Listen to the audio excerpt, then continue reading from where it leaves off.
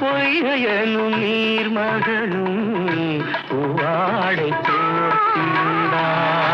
தென்றலெனும் காதலனின் கைவிலக்க வேர்த்து நின்றாள்.